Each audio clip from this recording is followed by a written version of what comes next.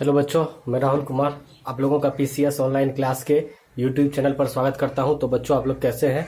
उम्मीद करते हैं कि आप लोग ठीक होंगे और मन लगा के पढ़ रहे होंगे। तो हम लोग जो भी रिफ्लेक्शन ऑफ लाइट यानी प्रकाश का परावर्तन चैप्टर स्टार्ट किए हैं 10th क्लास का, और इससे संबंधित कुछ वीडियो हम यूट्यूब चैनल पर दे चुके हैं। और सारा वीडियो जो भी ठीक है, इस चैप्टर को पूरी तरीके से एक लाइन से हम लोगों को क्या करना है, पढ़ना है। तो इस चैप्टर से संबंधित जो भी वीडियो बनाएंगे सबका एक प्लेलिस्ट बना देंगे। उस प्लेलिस्ट से आप लोग क्या कर सकते हैं, एक लाइन से पूरा चैप्टर क्या कर सकते हैं, पढ़ सकते हैं। इसमें टारगेट है कि पूरा चैप्टर को क्या करना है, पूरी तरीके से खत्म करना है। एक लाइन से पूरा चैप्टर को क्या करना है, आप लोगों को समाप्त करना है। ठीक है, ये हम लोगों का क्या है, टारगेट है। ठीक, तो देखिए हम लोग जो अभी यानी चैप्टर का नाम है प्रकाश का परावर्तन यानी रिफ्लेक्शन ऑफ लाइट। ये चैप्टर हम लोग क्या कर रहे हैं, पढ़ रहे हैं। ठीक है, कौन सा चैप्टर पढ़ रहे हैं, प्रकाश का परावर्तन यानी रिफ्लेक्शन ऑफ लाइट। तो देखिए हम लोग जो है क्या कर चुके हैं, पढ़ चुके हैं। हम लोग पढ़ चुके हैं कहाँ तक, ठीक है, हम लोग पढ़ चुके हैं यानी जैसे हम लोग पिछले क्लास में किरण पुंज के बारे में पढ़ रहे थे। आज किरण पुंज के बारे में थोड़ा सा फिर से बताएंगे आप लोगों को। तो आज आप लोग को किरण पुंज के बारे में बताएंगे। किरण पुंज का कितना प्रकार होता है, 3 प्रकार होता है। पिछले क्लास में बता चुके हैं। एक बताए थे क्या, अपसारी किरण पुंज, अपसारी किरण पुंज, और जिसको हम लोग कहते हैं, दूसरा हो जाएगा क्या, अभिसारी किरण पुंज। कौन सा किरण पुंज, दूसरा हो जाएगा अभिसारी किरण पुंज। और तीसरा हो जाएगा समांतर किरण पुंज, समांतर किरण पुंज। तो देखिए हम लोग बात करते हैं किसके बारे में, अपसारी किरण पुंज के बारे में, या बात करेंगे अभिसारी किरण पुंज के बारे में, या बात करेंगे समांतर किरण पुंज के बारे में। अपसारी किरण पुंज को हम लोग इंग्लिश में कहते हैं, अपसारी किरण पुंज को हम लोग इंग्लिश में कहते हैं क्या, डाइवर्जिंग बीम। क्या कहते हैं अपसारी को, अपसारी को हम लोग कहते हैं इंग्लिश में डाइवर्जिंग बीम। ठीक है, और हम लोग बात करें किसके बारे में, अभिसारी को हम लोग कहते हैं कन्वर्जिंग। ठीक है, कन्वर्जिंग बीम, और इसको क्या बोलेंगे, पैरेलल बीम। तो इसके बारे में पिछले क्लास में बता चुके हैं, थोड़ा सा फिर से बता देते हैं। देखिए अपसारी किरण पुंज क्या हो जाएगा, हम लोग किस प्रकार के किरण पुंज को अपसारी किरण पुंज कहेंगे, तो वैसा किरण पुंज जिसमें प्रकाश का किरण क्या होगा, एक पॉइंट से निकल के फैलते चले जाए। क्या होते जाए, फैलते चले जाए एक पॉइंट से निकल के। ठीक है, उसको हम लोग कौन सा किरण पुंज बोलेंगे, अपसारी यानी डाइवर्जिंग बीम बोल सकते हैं, अपसारी किरण पुंज कह सकते हैं। जैसे इसका एग्जांपल ले, जैसे एक बल्ब लेते हैं, बल्ब जलता है नहीं जलता, बताइए।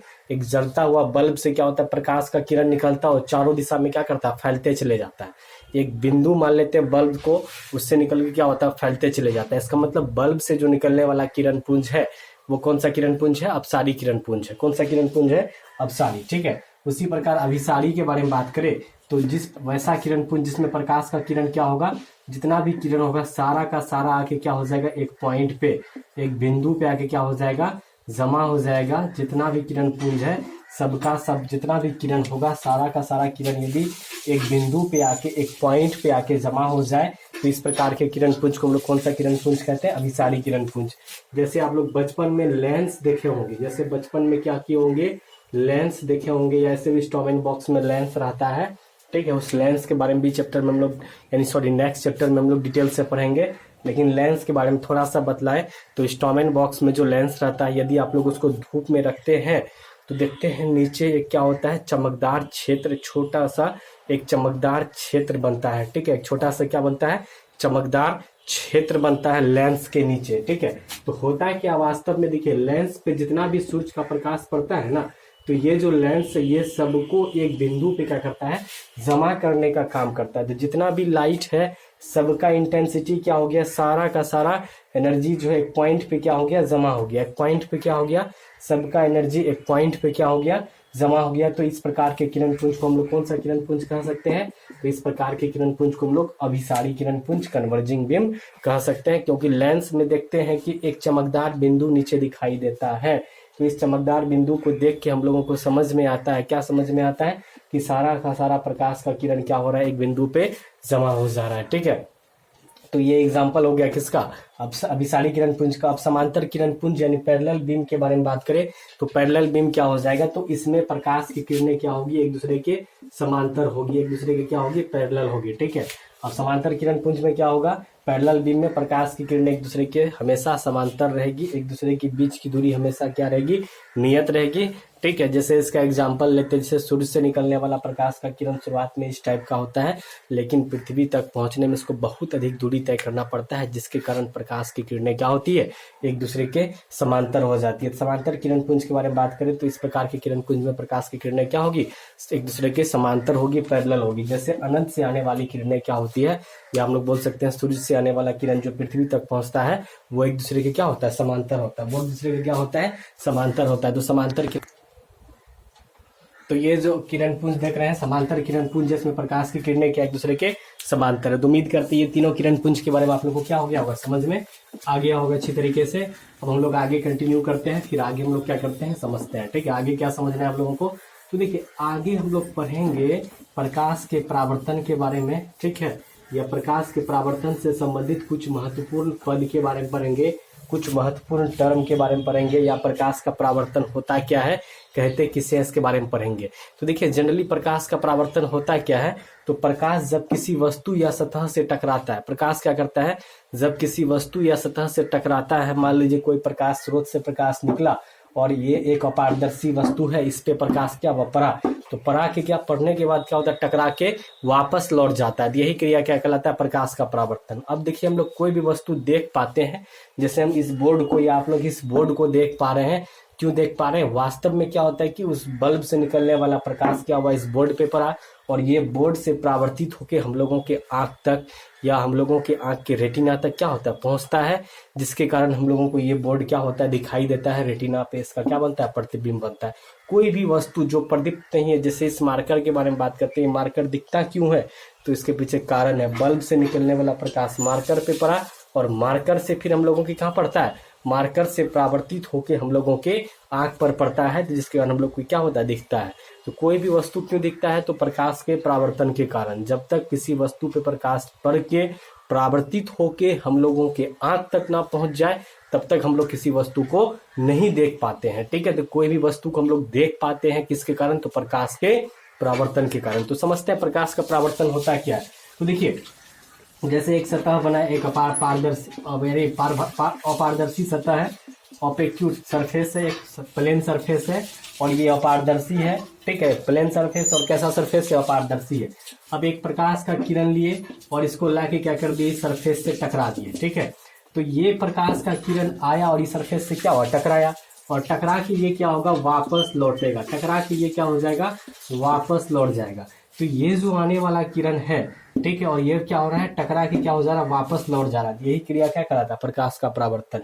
एक किरण आया, सतह से टकराया और टकरा के क्या हो गया, वापस लौट गया। यही क्रिया क्या कहलाता है, प्रकाश का परावर्तन। तो देखिए ये जो किरण है जो आके सतह से क्या कर रहा है, टकरा रहा है, इसको हम लोग कहते हैं आपतित किरण। कौन सा किरण कहते हैं इसको हम लोग, आपतित किरण। यानी जो किरण, मान लीजिए कोई प्रकाश का स्रोत है, उससे किरण मान लीजिए लिए, उससे किरण निकला और सतह से क्या हो गया, आके टकरा गया। तो ये जो किरण है जो सतह से टकरा रहा है, इसको कौन सा किरण कहते हैं, आपतित किरण। इंग्लिश में कहते हैं इसको इंसिडेंट रे। कौन सा रे कहते हैं, इंसिडेंट रे कहते हैं। अब देखिए ये जो किरण है जो टकरा के क्या हो रहा है, वापस लौट जा रहा है, किसी सतह से टकराया और वही किरण टकरा के क्या हो गया, वापस लौट गया। तो वापस लौटने के दौरान इसका नाम क्या हो जाता है, चेंज हो जाता है। इसको हम लोग कहते हैं परावर्तित किरण। कौन सा किरण कहते हैं इसको हम लोग, परावर्तित किरण कहते हैं। इसको हम लोग इंग्लिश में कह सकते हैं रिफ्लेक्टेड रे। कौन सा रे कह सकते हैं, रिफ्लेक्टेड रे। यानी इसका डेफिनेशन क्या हो जाएगा, तो सतह से जो किरण टकराता है और टकराने के बाद जो किरण वापस लौट जाता है सतह से टकरा के, उस किरण का नाम क्या होता है, परावर्तित किरण। अब देखिए ये आपतित किरण, ये परावर्तित किरण। अब देखिए आपतित किरण आके एक सतह से टकरा रहा है कि टकरा रही है, एक सरफेस है, इससे आके आपतित किरण क्या कर रहा है, टकरा रहा है। तो इस सरफेस का नाम हो जाएगा आपतन सतह। कौन सा सतह हो जाएगा इसका नाम, आपतन सतह। यानी इसको हम लोग इंग्लिश में कह सकते हैं इंसिडेंट सरफेस। यानी आपतित क्या कह सकते हैं, इंसिडेंट सरफेस। कौन सा सरफेस कह सकते हैं, इंसिडेंट सरफेस। यानी आपतित किरण जिस सतह से, जिस सरफेस से टकराता है, उस सतह को आपतन सतह यानी इंसिडेंट सरफेस कहते हैं। और ये देखिए इंसिडेंट सरफेस पे आपतित किरण एक पॉइंट पे टकरा रहा है कि नहीं टकरा रहा है, ये आपतित किरण आया और ये जो इंसिडेंट सरफेस है, आपतन सतह है, इससे एक पॉइंट पे टकरा रहा है कि नहीं टकरा रहा, हाँ टकरा रहा है। तो इस पॉइंट का नाम क्या हो जाएगा, आपतन बिंदु। क्या नाम हो जाएगा इसका, आपतन बिंदु। इसको हम लोग आपतन बिंदु कह सकते हैं। इंग्लिश में कह सकते हैं इसको पॉइंट ऑफ इंसिडेंट। क्या कह सकते हैं, पॉइंट ऑफ इंसिडेंट यानी आपतन बिंदु कह सकते हैं। ठीक है, आपतन बिंदु कहते हैं, इस पॉइंट का नाम आपतन बिंदु होता है। ठीक है, इंसिडेंट पॉइंट होता है। अब देखिए यहाँ तक तो कोई दिक्कत नहीं होगा। अब देखिए इस इंसिडेंट पॉइंट पे हम लोग क्या करते हैं, एक परपेंडिकुलर लाइन खींचते हैं। कैसा लाइन खींचते हैं, इंसिडेंट पॉइंट पे हम लोग एक परपेंडिकुलर लाइन खींचते हैं, एक ऐसा लाइन खींचते हैं जो सीधा खड़ा रहे, जैसे मेरी जमीन पे सीधा खड़ा है। ठीक है, यानी मेरे और जमीन के बीच कितना डिग्री का एंगल बन रहा है, 90 डिग्री का एंगल बन रहा है। कितना डिग्री का, 90 डिग्री का। हम जमीन पे कैसे खड़ा है, परपेंडिकुलर खड़ा है, और मेरे और जमीन के बीच कितना डिग्री का एंगल बन रहा है, 90 डिग्री का एंगल बन रहा है। यानी हम इसका मतलब जमीन पे कैसे खड़ा है, परपेंडिकुलर खड़ा है, लंबवत खड़ा है। उसी प्रकार एक लाइन क्या करते हैं, खींचते हैं। यहाँ पे एक लाइन क्या करते हैं, खींचते हैं, काल्पनिक लाइन है। ठीक है, एक लाइन क्या कर दी है, यहाँ पे खींच दिया सरफेस पे, यानी एक लाइन खींचे। ठीक है, परपेंडिकुलर लाइन क्या कर दिए, इंसिडेंट पॉइंट पे क्या कर दिया, खींच दिया। ठीक है, तो ये इंसिडेंट सरफेस के साथ कितना डिग्री का एंगल बनाएगा, 90 डिग्री का। तो देखिए ये जो लाइन है इसका नाम क्या हो जाएगा, अभिलंब हो जाएगा। क्या हो जाएगा इसका नाम, अभिलंब। इसको हम लोग क्या कह सकते हैं, इसको हम लोग नॉर्मल कहते हैं इंग्लिश में। ठीक है, तो अभिलंब भी समझ गए होंगे आप लोग।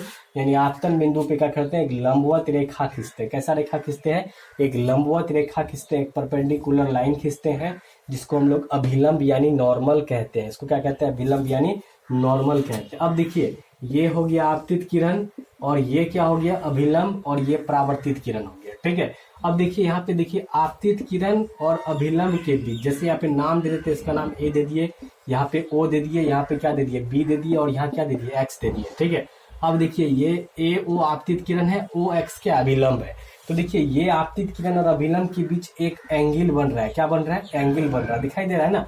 एंगल तो आप लोग जानते होंगे क्या होता है। तो देखिए जब देखिए एक ये रे हो गया और दूसरा रे कौन हो गया, ये हो गया, और दोनों का एंड पॉइंट क्या, मान लेते हैं इसका ना एंड पॉइंट ओ है इस रे का, और इसका भी एंड पॉइंट क्या, ओ है।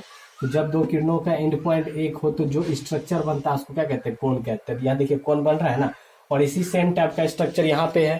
तो ये जो कोण बन रहा है किसके बीच बन रहा है, आपतित किरण और अभिलंब के बीच, इसलिए इसको हम लोग कौन सा कोण कहते हैं, इसका नाम होता है आपतन कोण। कौन सा कोण नाम होता है इसका, आपतन कोण। ठीक है, इसको कहते हैं एंगल ऑफ इंसिडेंट। क्या कहते हैं इसको, एंगल ऑफ इंसिडेंट कहते हैं। ठीक है, उसी प्रकार देखिए ये परावर्तित किरण है और ये क्या, अभिलंब है। इन दोनों के बीच कोण बन रहा है कि नहीं बन रहा है। तो ये जो कोण है इसको हम लोग कौन सा कोण कहते हैं, इसको हम लोग कहते हैं परावर्तन कोण। देखिए परावर्तित किरण और अभिलंब के बीच भी एक कोण बन रहा है, जिसको हम लोग कौन सा कोण कहते हैं, परावर्तन कोण कहते हैं इंग्लिश में, सॉरी हिंदी में, इंग्लिश में कहते हैं एंगल ऑफ रिफ्लेक्शन। क्या कहते हैं, एंगल ऑफ रिफ्लेक्शन। तो एंगल ऑफ रिफ्लेक्शन क्या हो जाएगा, तो परावर्तित किरण और अभिलंब के बीच जो ये एंगल बन रहा है इसी को हम लोग परावर्तन कोण यानी एंगल ऑफ रिफ्लेक्शन कहते हैं। और ये एंगल ऑफ क्या हो जाएगा, इंसिडेंट यानी आपतन कोण हो जाएगा। ठीक है, तो यहाँ तक उम्मीद करते हैं आप लोगों को समझ में आ गया होगा क्या होता है आपतन कोण। तो आपतित किरण और अभिलंब के बीच जो कोण बनता है,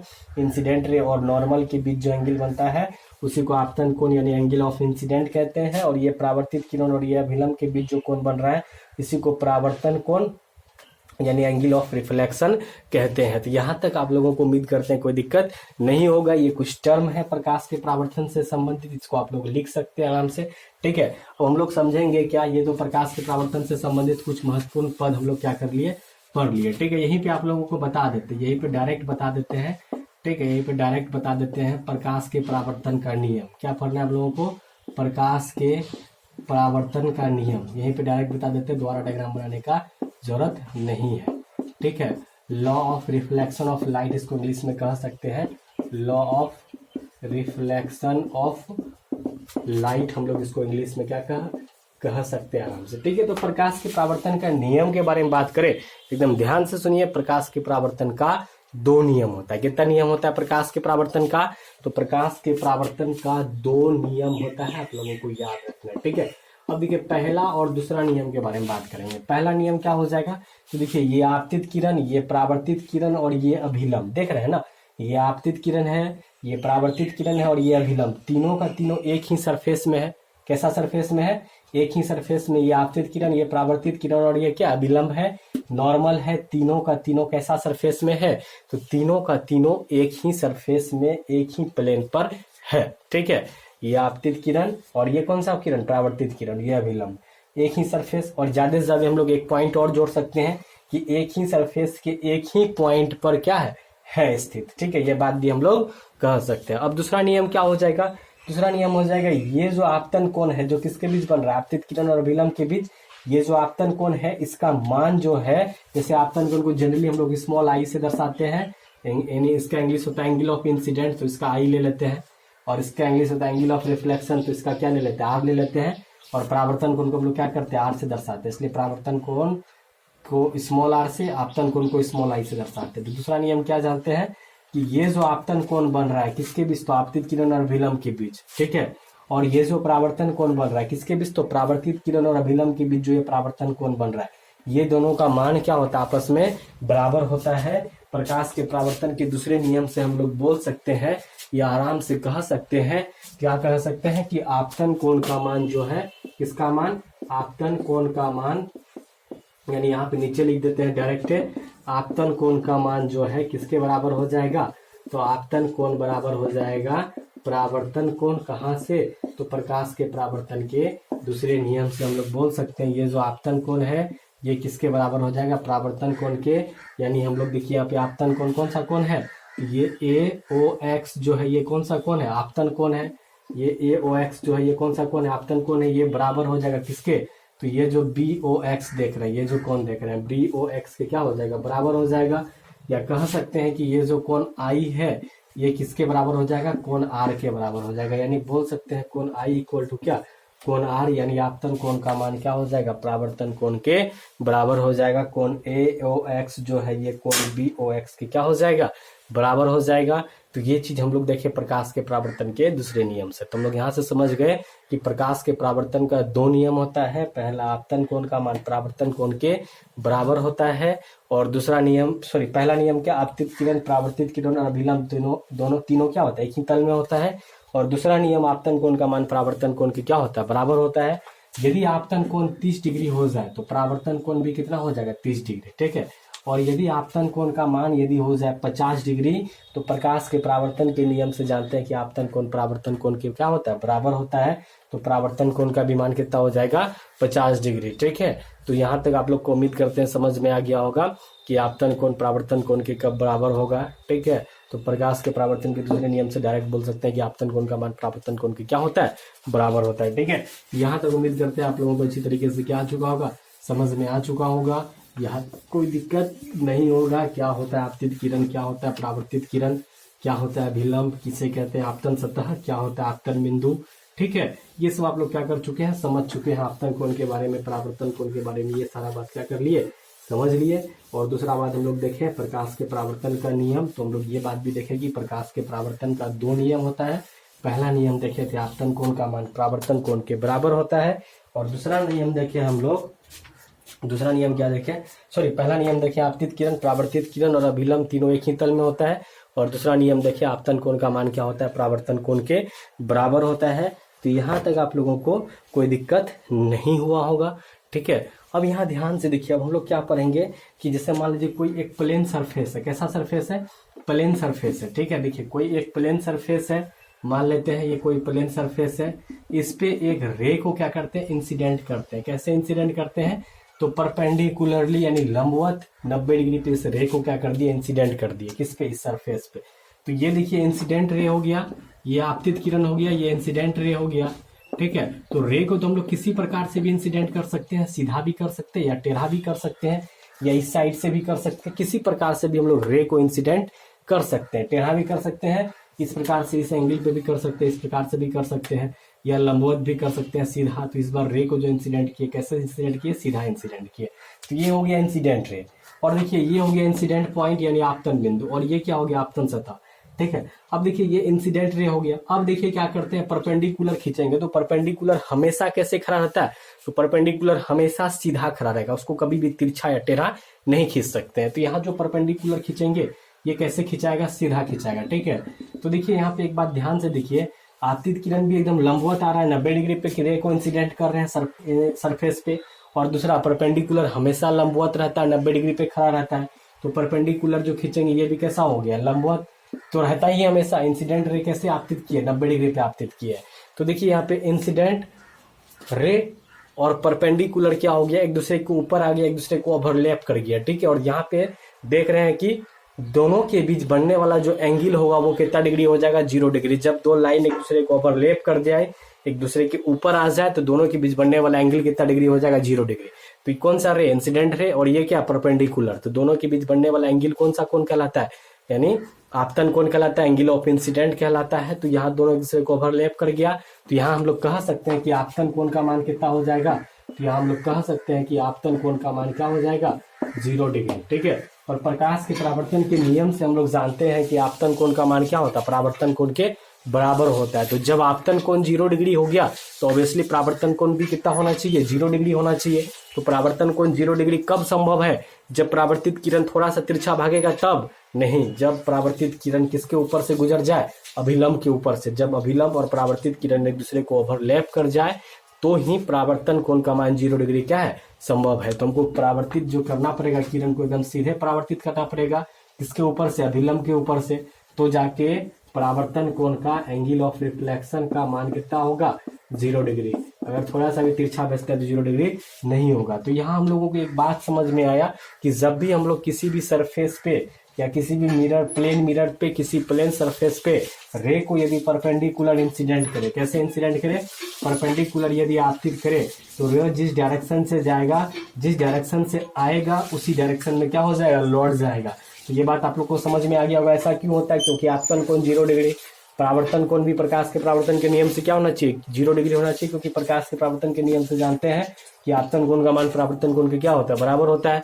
तो 0 डिग्री कब संभव है, तो जब रे जिस डायरेक्शन से आए उसी डायरेक्शन में क्या हो जाए, वापस लौट जाए। जब रे जिस डायरेक्शन से आए उसी डायरेक्शन में क्या हो जाए, वापस लौट जाए। चलिए ठीक है, तो उम्मीद करते हैं यहाँ तक आप लोगों को समझ में आ गया होगा, कोई दिक्कत नहीं होगा। तो इसी प्रकार आगे हम कंटिन्यू बताते रहेंगे, आप लोगों का क्लास रेगुलर चलते रहेगा। ठीक है, तो आज के लिए इतना ही रहने देते हैं। तो यदि वीडियो आप लोग को अच्छा लगता है तो क्या कीजिए, वीडियो को लाइक कीजिए, चैनल को सब्सक्राइब कीजिए, साथ ही कमेंट करके बताइए कि आप लोगों को कैसा लग रहा है या इसमें कुछ इंप्रूवमेंट का जरूरत है तो बात जरूर लिखिए। और साथ ही साथ जो अपने दोस्तों के बीच का कीजिए, शेयर कीजिए। तो मिलते हैं अगले क्लास में, धन्यवाद।